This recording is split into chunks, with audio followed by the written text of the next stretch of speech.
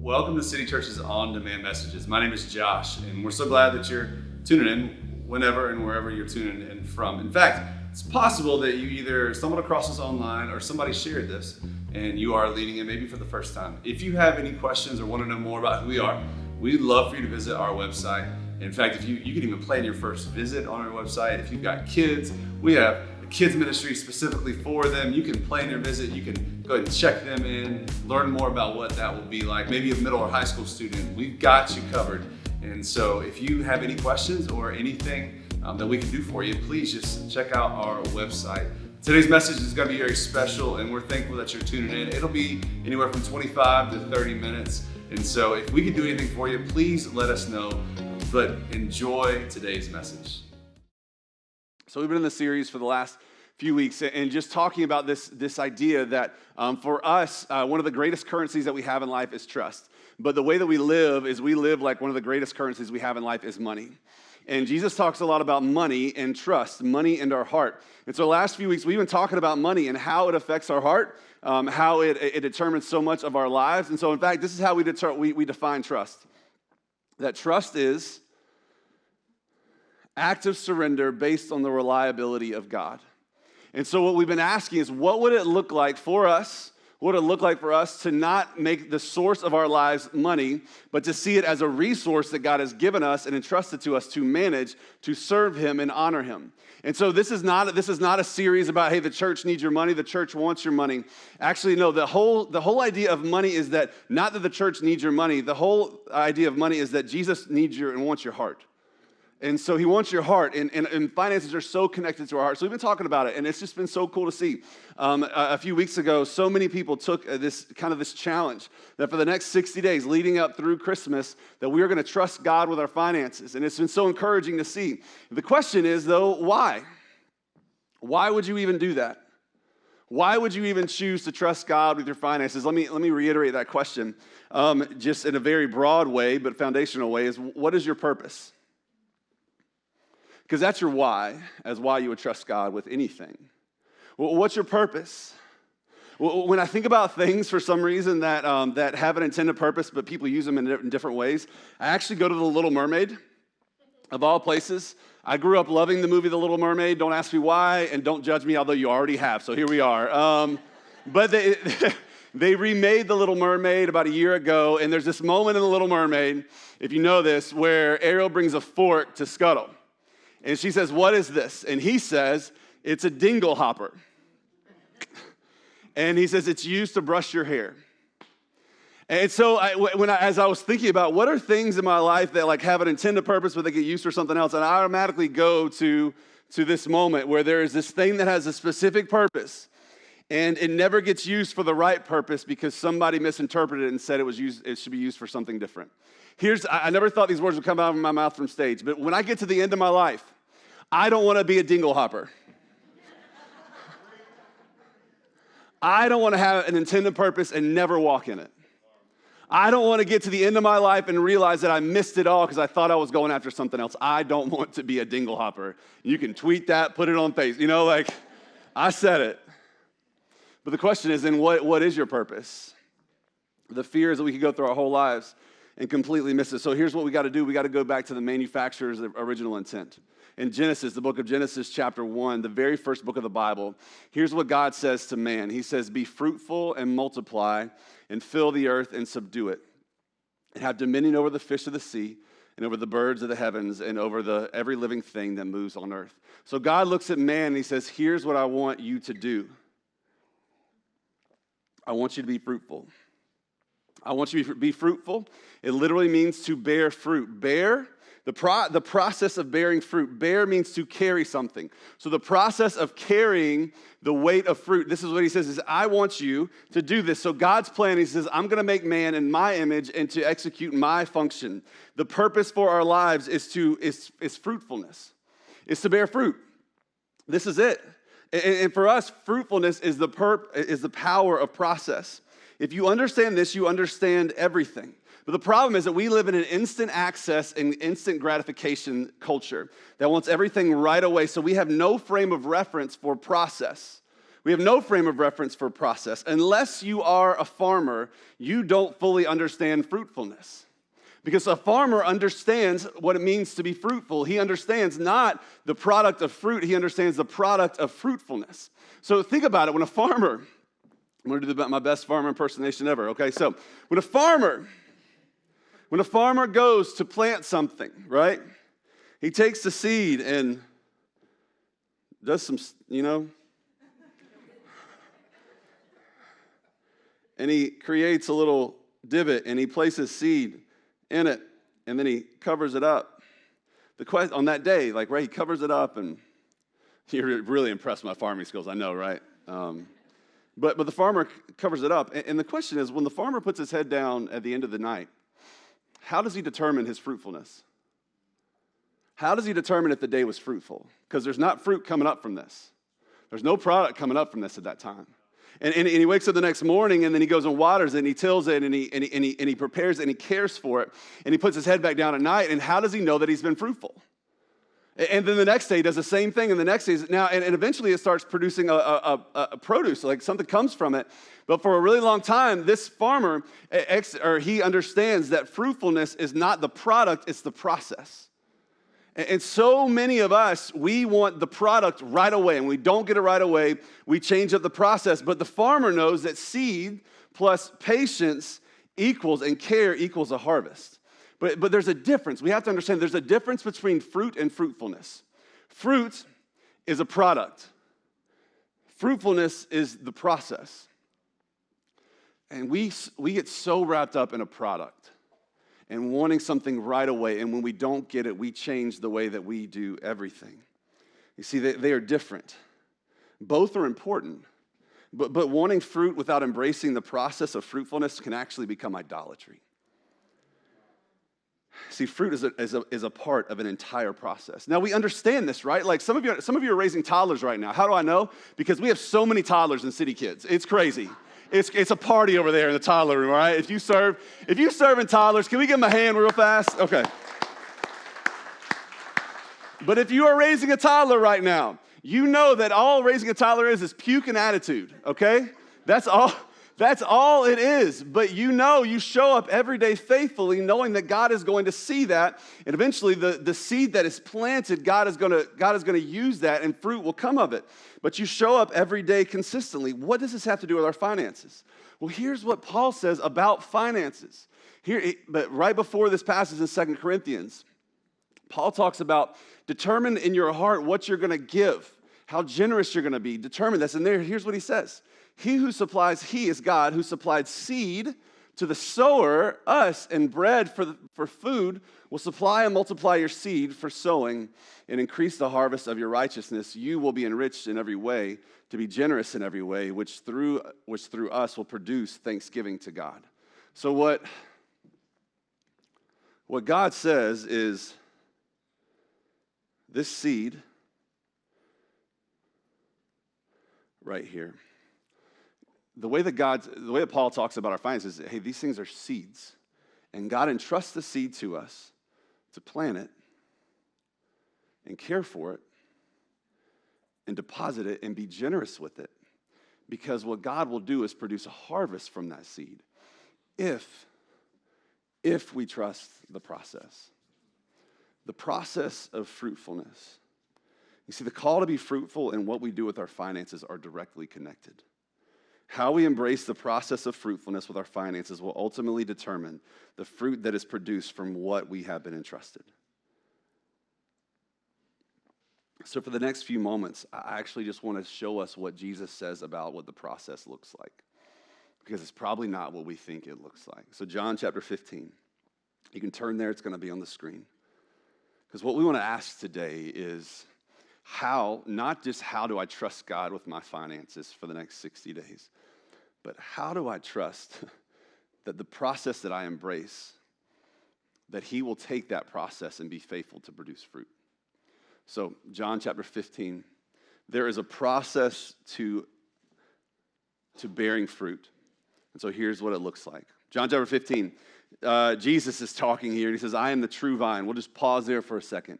The reason why he says true vine is because before this is in the New Testament. In the Old Testament, before Jesus was born, every time the vine is talked about, it's talked about this nation called Israel. And it's not talked about in a polite and a kind way. It's talked about that the vine was disobedient to follow God's ways. And so here's what, which I love, this is just so subtle. Jesus says, no, I'm not the vine, I am the true vine, which is telling us that Israel, the way that you know the vine, the way that you associate with the vine is with a bunch of people that can't get it right. And so what had to happen is the true vine had to come for the people that could not get it right. This is why Jesus came. He says, I am the true vine. I am the one true vine. And then he says, my Father is the vine dresser, which is basically the gardener in the vineyard, okay, or the viticulturist, okay? I'm probably never going to get that word right this morning, okay? So I am the true vine, and my Father is the farmer. I love this. So basically what he's saying is God is like someone who really loves grapes, okay? Like he really loves the garden. He really loves the vineyard. Verse 2, every branch in me, so every branch that is connected to the vine that does not bear fruit, he takes away. And every branch that does bear fruit, he prunes that it may bear more fruit. Now, here's what how I've always read this. I've always read that he takes away as like he gets rid of it. But actually the word he takes away, it actually means to lift up.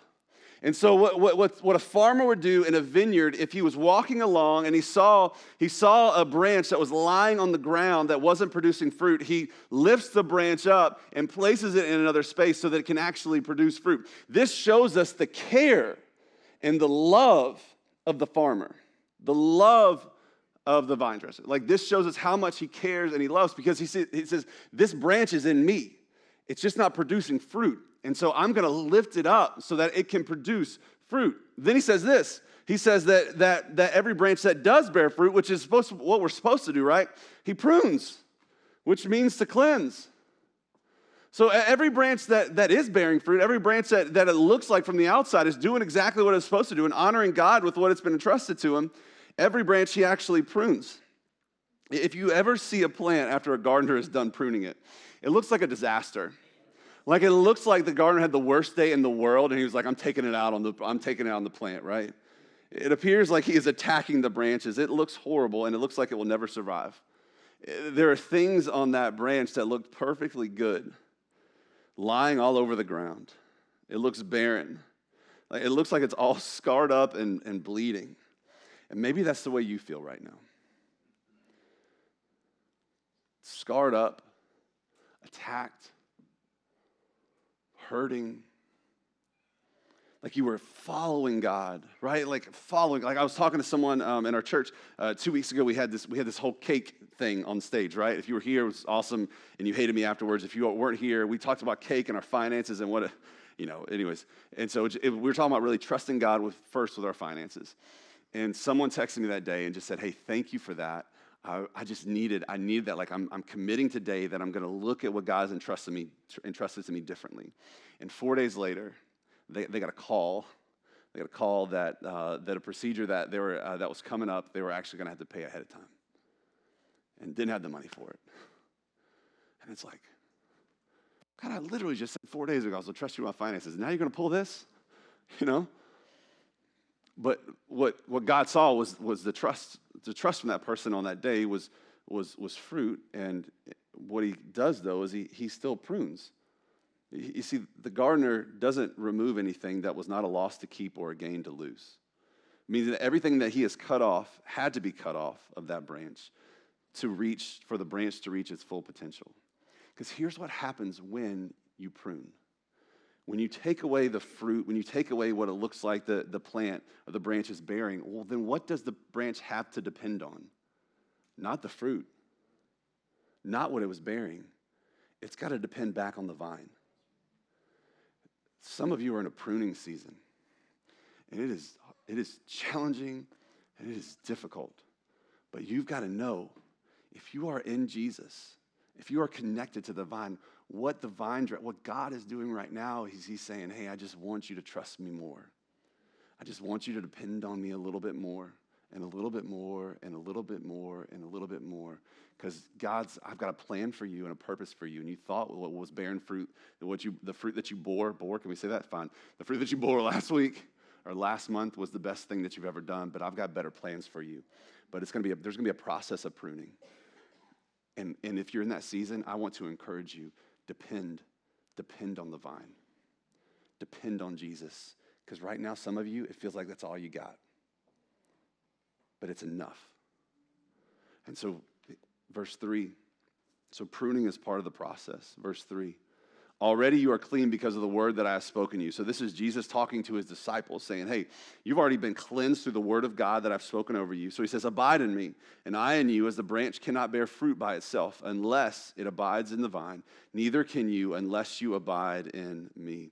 So that word abide, the word abide, where are we at? There he is. Yeah, thanks. The word abide means to make your home in. To make your home. It's not just to hold hands with. It's to literally to make God your home. Like when you look this way, you have the wall of God. When you look this way, you got the wall.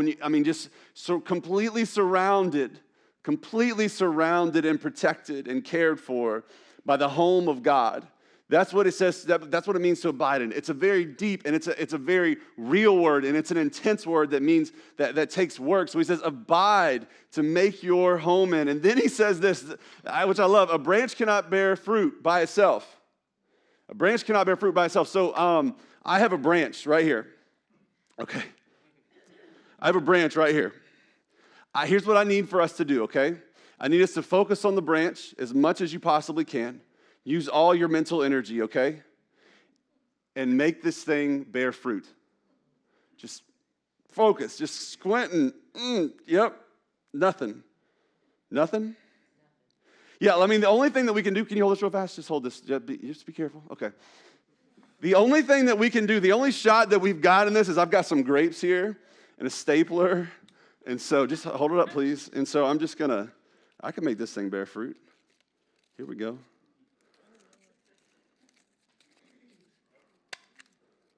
Bam. Yep. Fruit.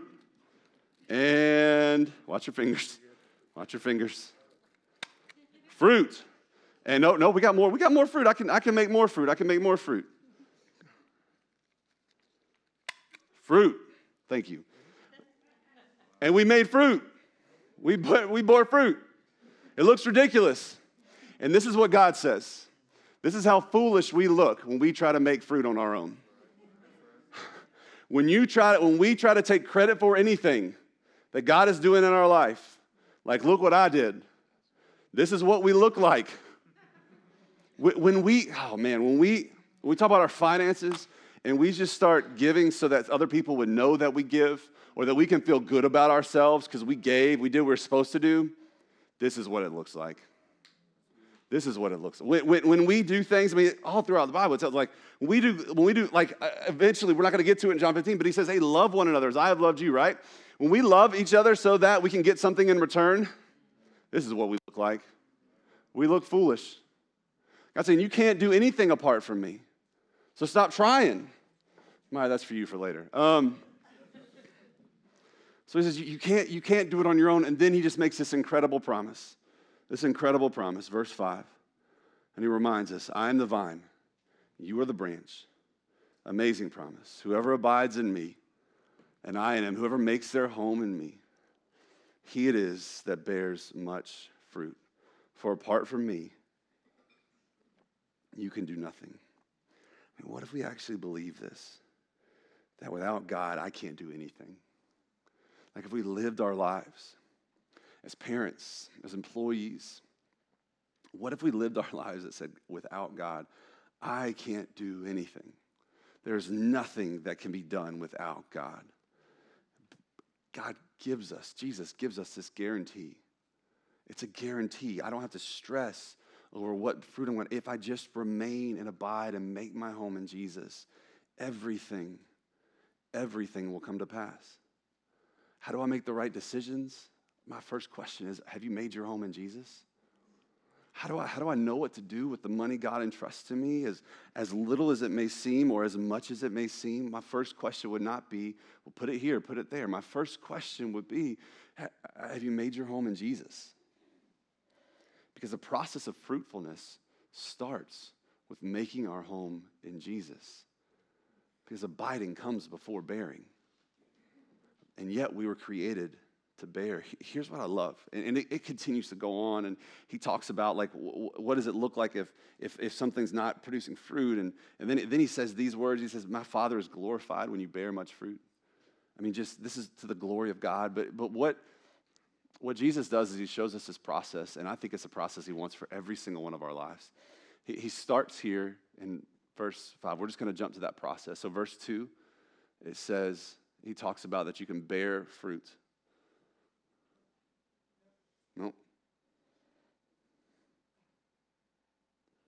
Nope. So here's what it says. Here's what it says. Verse 2, he talks about every branch. There it is. Yep. Every branch that bears fruit, he prunes that it may bear more fruit. And then he goes from there in verse 5, he says that you may bear much fruit. And so God's heart for us is to begin to bear fruit, and then to bear more fruit, and then to bear much fruit. So the question that I have for you is, when it comes to how you handle your finances, would fruitful be the word that describes it? Would fruitful, trusting God in the process, not trying to get a product, but would fruitful be a word that defines it? Because our purpose is to embrace the process and trust that God will provide the product. Our purpose in life is to embrace the process of being fruitful, of being generous, of asking God, what is it that you've entrusted to me that I can sow? And then trust that every day when I put my head down, that I've done everything I can to serve you and to honor you. And God, I'm asking that you would bear much fruit in my life. This passage in John 15 isn't just about finances. It's about our entire lives. It's about our entire lives. Because there's also this mystery to bearing fruit. Like in the same way that the farmer plants the seed and then comes back and every so often, and as much as he may know about what happens in the soil and everything, there's still a mystery to this, that it actually happens. Right? There's a mystery to how God uses our lives to bear more fruit. Just some simple stories that I've seen and in ways that I've seen God move, and how he's taken generosity, and how he's taken our story, and how he's taken what he's entrusted to us, and he's bared fruit, and he's used us to bear fruit, and he's done things in people's lives. And on January 13th, 2023, 5 tornadoes went through our city. And on that morning, Friday morning, we made the decision to take the 45,000 square foot warehouse that we had purchased about 9 months before, that we hadn't started construction on yet, and we turned it into a distribution center. And so we started serving our community. January 20th, 2023, there was a man that drove 2 hours. He heard what had happened. He drove 2 hours from where he lived to serve that weekend through the distribution center. This past Tuesday, November 7th, I got to talk with him just out of a random conversation. And he said, hey, I wanted you to know that when I came on January 20th, I wanted nothing to do with the church at all. In fact, I didn't even know you guys were a church. And he said, probably if I would have known that, I wouldn't have made the drive. And he said, being a part of that weekend serving, he said, it began to restore my hope back in the local church. And so he went home in January and started attending a church. And as of this past Tuesday, he said, I'm still plugged in and I'm still attending that church. So thanks for what you did, right? And we don't... Listen, it's just a mystery, right? Like a seed of a building, and does that in somebody's life 2 hours away? Like, it's just a mystery. Here's another one. Back in 2021, we got asked to take over Spalding United Youth Basketball. And so my son plays, and so I stepped in to be a coach. And on November 9th, 2021, we had our first ever basketball practice. And there was a kid named CJ that was on our team, a really good ball player. And his family was there every practice, and I got to know them a little bit more, and met his mom, and I met at that time her boyfriend, and so got to connect with them a little bit more. And on November 6th, 2022, they actually came to City Church for the first time. So about a year later, they showed up, and I was like, "Well, this is awesome. It's good to see you guys." It's like, "Yeah, you always wore a City Church shirt." So like, maybe, we should just try it out. And so we started talking and found out we had a love for sneakers and basketball and so many other things, and built a friendship. And then a few months later, they came to me and they said, hey, would you do our wedding? And so I got to go through premarital counseling with them, and on May 7th, 2023, I got to marry them. I do their marriage, right? And here's the cool thing. Yeah, I don't. Yeah. And here's the cool thing, like, and they're still coming. They're still here. Keith and Brashon, they're still here. Friends, their son, praise the Lord, is playing our team this year, you know? But like, you can't write that, right? Like, I can't, it's just a mystery. Here's another one. On August 14th, 2021, there was a gentleman named Ken that attended an event that we had our ice cream truck in downtown, and so Warren was on the ice cream truck, and so he went up to the ice cream truck, and we gave him an ice cream sandwich, and he's like, all right, how much does it cost? And we're like, it's free. And he's like, nah, man, for real, like, what's the story here? And like, no, it's literally free. It's literally free. Like, I mean, if you backtrack, like somebody months before that gave, and we pay for the ice cream, right? So someone's seed of generosity paid for ice cream that would be handed and placed in Ken's hand. And so, help me with the date here because I forgot this one. October 17th, 2021, he attended, he and his wife attended for the first time on a Sunday morning. And so just kept getting plugged in, actually served in Spalding United Youth Basketball, was really faithful there, driving the ice cream truck also, like just killing it. He serves in the tech booth now. And on Father's Day, June 19th of 2022, Ken got baptized. And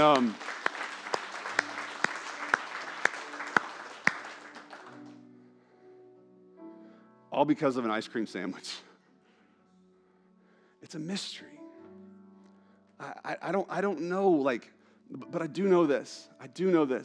That if fruitfulness and the process of bearing fruit is a mystery, I want to be a part of it. I want to be in the middle of that mystery and experience all that God wants to do there. And so the question that we have is, are we trusting God with the process in the middle of the mystery? Because there are so many times when God asks us to do things and it does not make sense. And we get 2-3 years, and maybe I was talking to someone in our church the other day, maybe we won't even see it on this side of heaven.